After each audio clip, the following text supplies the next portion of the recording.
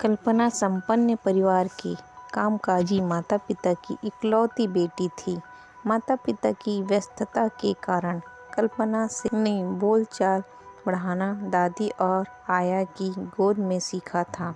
10 वर्ष की होने पर उसे बोर्डिंग स्कूल में डाल दिया गया। वह छुट्टियों में घर आती थी, लेकिन व्यस्तता के कारण उसके माता पिता उस पर ध्यान नहीं दे पाते, न ही समय मिल पाता था। धीरे धीरे कल्पना के मन में अपने माता पिता के प्रति नफरत पनपने लगा। एक बार वह छुट्टियों में अपनी सहेली स्नेहा के घर जाती है। वहां जाकर उसे घर और माँ के स्नेह का एहसास होता है। अपने घर आने पर वही सूनापन उस पर हावी होने लगता है और वह वापस हॉस्टल लौट जाती है। दोबारा छुट्टियां मिलने पर वह वार्डन को घर जाने से मना कर देती है। सभी लोग उसे समझाते हैं, पर कल्पना साफ इनकार कर देती है। हॉस्टल में सभी लोग उसके माता पिता के बारे में पूछते हैं, लेकिन कल्पना कारण पूछने पर चुप्पी साध लेती है। नतीजा यह होता है कि फर्स्ट टर्म में वह फेल हो जाती है। कल्पना की यह दशा देखकर एक दिन मिस सुजाता ने उसे बुलाकर कहा था, बेटा, तुम्हें देखकर मुझे अपना बचपन याद आता है।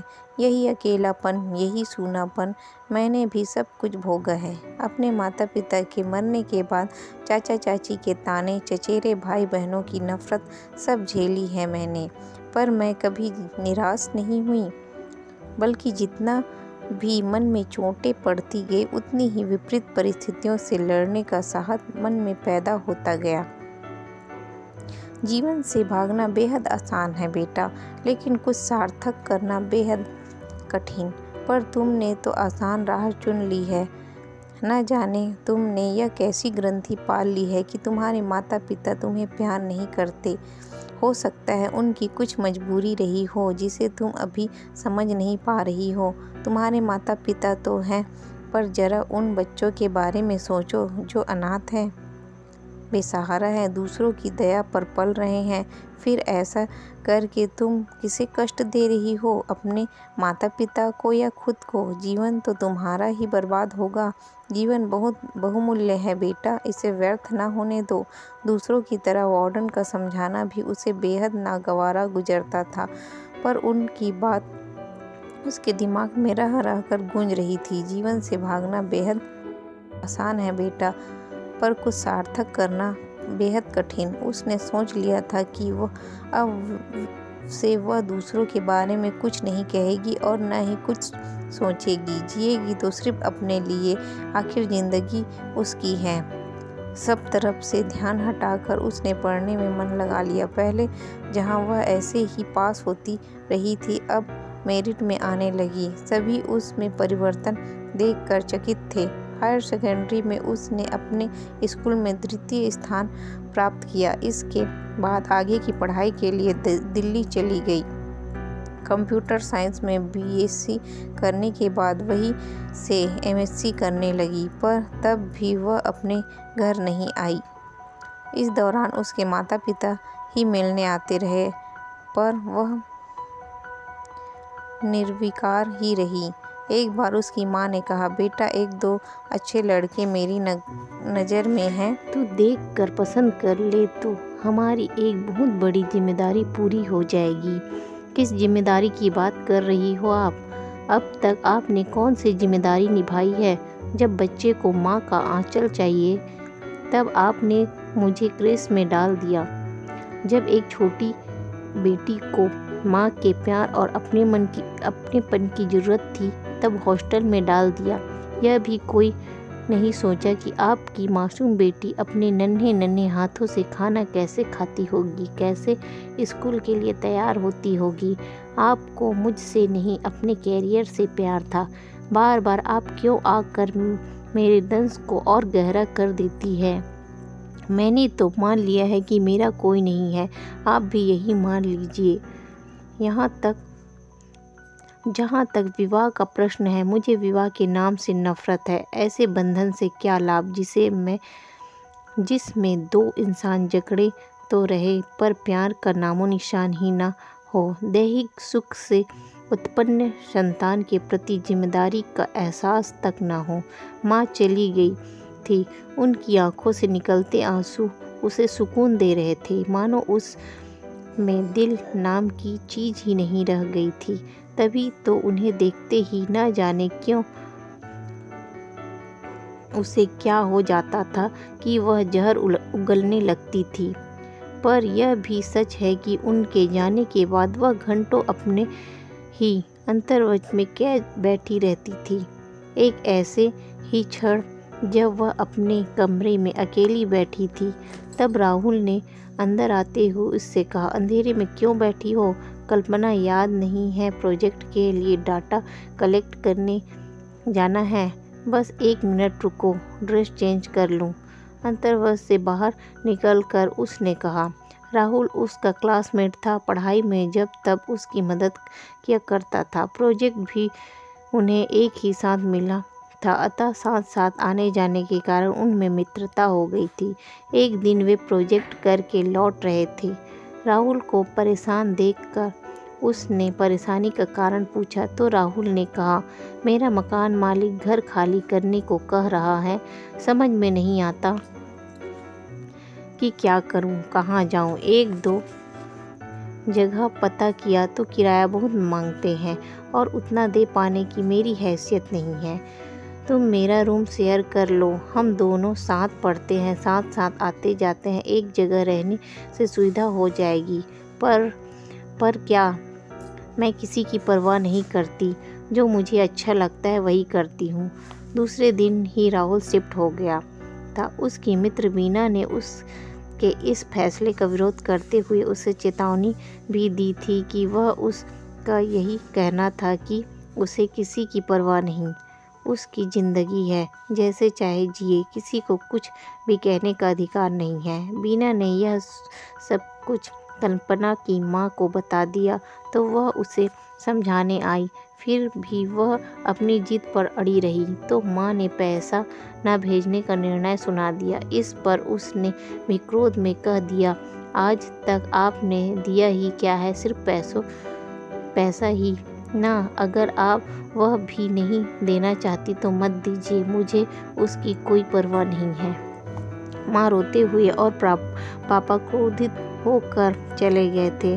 उस दिन उसे बेहद सुकून मिलता था, पता नहीं क्यों। जब वह माँ को रोते हुए देखती उसे लगता था जैसे उसके दुखते घावों में किसी ने मरहम लगा दिया हो। उसी दिन न जाने उसे क्या हुआ कि उसने राहुल के सामने समर्पण कर दिया।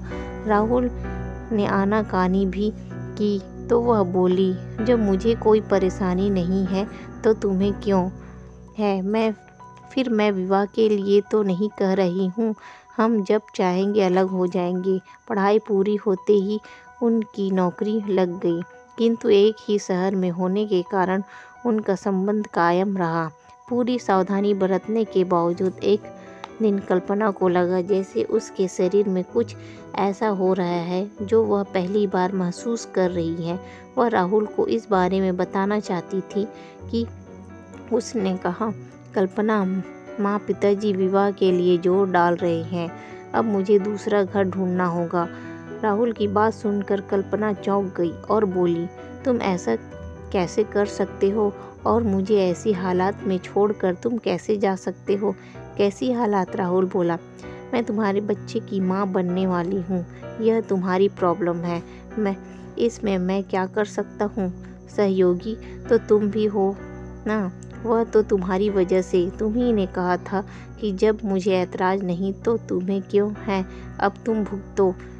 ऐसा तुम कैसे कह सकते हो? तुम तो मेरे मित्र हमदर्द रहे हो। देखो कल्पना, पिताजी ने मेरा विवाह तय कर दिया है और उन्हें मना करना मेरे लिए संभव नहीं है। फिर मैं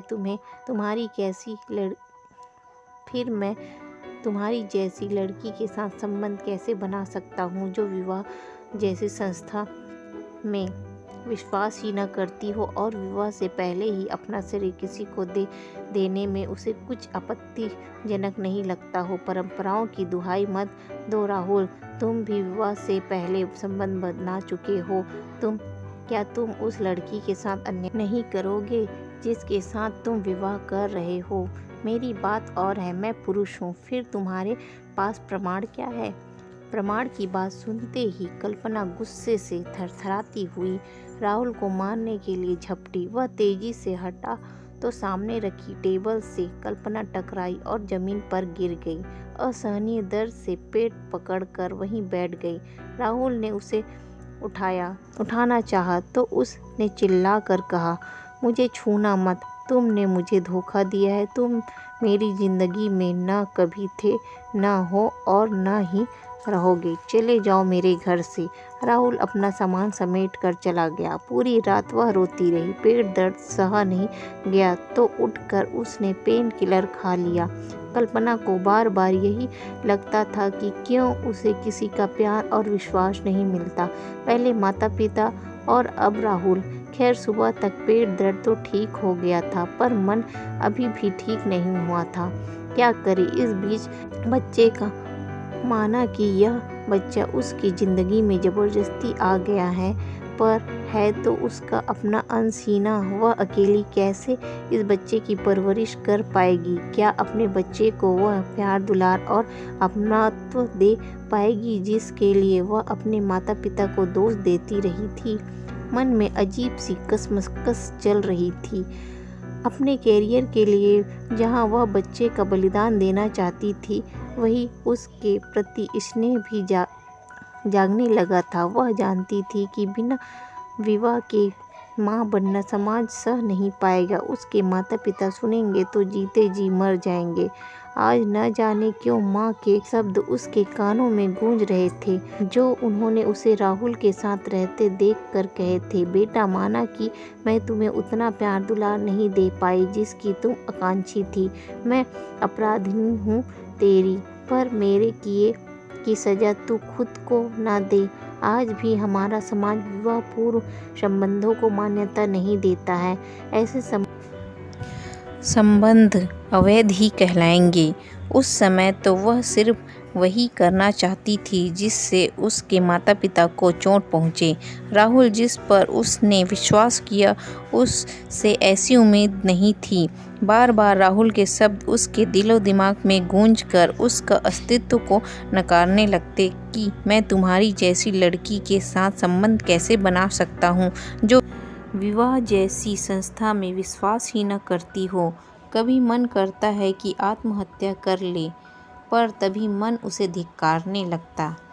उसे अपनी वार्डन के शब्द याद आते ही जीवन से भागना बेहद आसान है बेटा, लेकिन कुछ सार्थक करना बेहद ही कठिन है। पर तुमने तो आसान राह ढूंढ ली है। वह कोई निर्णय नहीं ले पा रही थी। ऑफिस में छुट्टी की अर्जी भिजवा दी थी। कसमकस इतनी ज़्यादा थी कि उसका ना बाहर निकलने का मन कर रहा था और ना ही किसी से मिलने का। पेट में दर्द उठता पर वह डॉक्टर को दिखाने के बजाय दर्दनाशक दवा खाकर दबाने की कोशिश करती रही। एक दिन जब वह ऐसे ही दर्द से तड़प रही थी तभी बीना मिलने आ पहुंची। उसकी ऐसी दशा देख वह अचंभित रह गई तथा उसे जबरन अपनी गाड़ी में बिठाकर डॉक्टर के पास ले गई। डॉक्टर ने उसे चेकअप करवाने के लिए कहा। सोनोग्राफी की रिपोर्ट देखकर डॉक्टर उस पर बहुत गुस्सा हुई तथा बोली, तुमने पहले क्यों नहीं बताया कि तुम गर्भवती हो? उसको कोई उत्तर न देते देख वह फिर बोली, तुम लड़कियों की यही तो समस्या है, जरा भी सावधानी नहीं बरतती। क्या पेट में तुम्हें कोई चोट लगी थी? अपने पति को बुलवा लो, क्योंकि तुम्हारा शीघ्र ऑपरेशन करना पड़ेगा। लगता है किसी चोट के कारण तुम्हारा बच्चा मर गया है और उसी का इन्फेक्शन से पेट में दर्द हो रहा है। डॉक्टर की बात सुनकर वह दोनों चौंक गई। बीना ने बात बनाते हुए कहा, डॉक्टर, ऑपरेशन कब करना पड़ेगा? दरअसल इनके पति कुछ दिनों के लिए बाहर गए हैं, उनका इतनी जल्दी आना संभव नहीं है। ऑपरेशन कल ही करना पड़ेगा। कोई तो रिश्तेदार होंगे, उन्हें जल्द बुलवा लो, हम इन्हें आज ही एडमिट कर लेते हैं। बीना ने कल्पना को देखा, फिर डॉक्टर की ओर मुखावित होते हुए बोली, डॉक्टर मैं ही इनकी जिम्मेदारी लेती हूँ क्योंकि इनका कोई भी रिश्तेदार इतनी जल्दी नहीं आ सकता। कल्पना के मना करने पर भी बीना ने उसके माता पिता को फ़ोन कर दिया था। उन्होंने तुरंत आने की बात कही। उनके आने से पहले ही वह ऑपरेशन थिएटर में जा चुकी थी। बेहोशी की हालत में भी डॉक्टर के शब्द उसके कानों में पड़ ही गए। इसके ट्यूमर में इन्फेक्शन इतना फैल गया है कि अगर निकाला नहीं तो जान जाने का खतरा है। बाहर जाकर इनके रिश्तेदारों से इजाज़त ले लो। उसके बाद क्या हुआ पता नहीं। सुबह जब आँख खुली तो मम्मी पापा को अपने पास बैठा पाया। उनको देखते ही उसकी नफरत फिर से भड़क उठी थी। अगर उसे उनका प्यार और अपनापन मिलता तो उसके साथ ऐसे हादसे ही क्यों होते। अगर उस समय नर्स नहीं आती तो वह पता नहीं क्या क्या कह बैठती। बेटा कुछ खा ले वरना ताकत कैसे आएगी। आवाज़ सुनते ही कल्पना अतीत से बाहर निकलकर वर्तमान में आ गई। नर्स पता नहीं कब चली गई थी। माँ हाथ में फलों की प्लेट लिए खाने का इंतजार कर रही थी तथा उनके पास ही बैठे पापा आशा भरी नज़रों से उसे देख रहे थे। उसने बिना कुछ कहे ही मुंह फेर लिया क्योंकि वह जानती थी कि माँ की आंखों से आंसू बह रहे होंगे, पर वह अपने दिल के हाथों विवश थी। बार बार एक ही विचार उसके मन में आ रहा था कि माना माता पिता उसकी उचित परवरिश न कर पाने के लिए दोषी थे, पर हर सुविधा मिलने के बावजूद उसने भी कौन सा अच्छा काम किया। दूसरों को दोष देना तो बहुत आसान है, पर जिंदगी बनाना बिगाड़ना तो इंसान के अपने हाथ में है। कल्पना समझ नहीं पा रही थी कि कुदरत ने औरत को इतना कमज़ोर क्यों बनाया है कि एक छोटा सा आंधी का झोंका उसके सारे वजूद को हिलाकर रख देता है। सबसे ज़्यादा दुख तो उसे इस बात का था कि हादसे में उसके गर्भाशय को निकाल देना पड़ा। अपूर्ण औरत बन कर वह कैसे जिएगी। माँ ने तो अपने कैरियर के लिए उसकी तरफ ध्यान नहीं दिया, पर उसने तो उन्हें दुख देने के लिए ही यह सब किया। उसका तो यही हश्र होना था, पर वह अभी भी नहीं समझ पा रही थी कि सज़ा किसे मिली।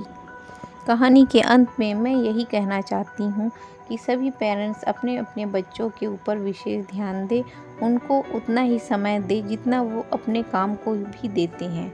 तो ये थी मेरी कहानी। अगर आपको ये कहानी अच्छी लगी हो तो प्लीज़ लाइक करके जाना, और मेरे चैनल में अगर नए हो तो प्लीज़ सब्सक्राइब कर दें ताकि मैं आपके लिए ऐसे ही नए नए कहानी लाती रहूँ। Thank you.